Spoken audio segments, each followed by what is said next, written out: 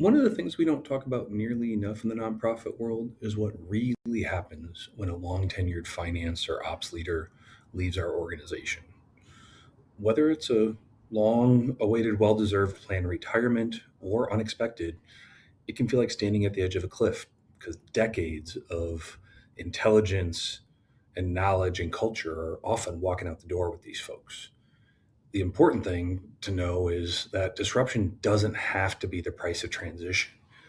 What makes a difference is whether the organization has real operational infrastructure behind it. We have a lot of risk in our world in the nonprofit field, and we carry insurance for that. And what I'm really talking about right now is equivalent of having insurance in place for these sorts of transitions.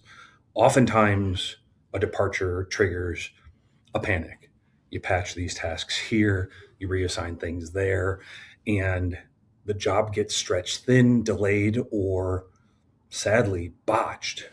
And so the transition becomes a source of risk. On the other side of the coin, orgs that navigate transitions well tend to take a more structured approach. We think about continuity and we think about it in four phases. The first is sitting down to just map out the knowledge of what's in this unicorn's head. What does the role require going well beyond the headlines that make it into the job descriptions? We're talking about donor quirks. They want that one report that one way on that one day of the month. Historical context, compliance quirks of how certain filings lead to certain changes in certain rates, as a small example.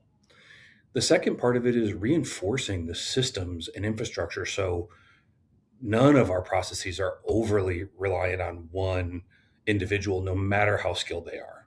That's the test of resilience. And the third is treating transitions as an opportunity.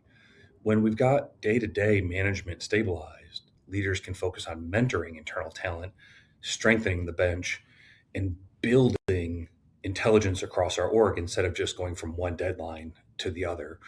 And finally, the payoff. When the new leader comes in, they're inheriting a clean, well documented, and stable system, not the flaming tire fire that every one of us in the field have had a pleasure of putting out and cleaning up.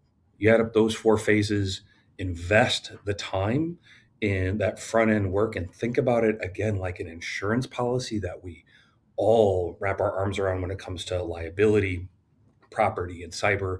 Think of this as operational insurance and watch how your organization's resilience starts to grow and your mission stabilizes and is sustained.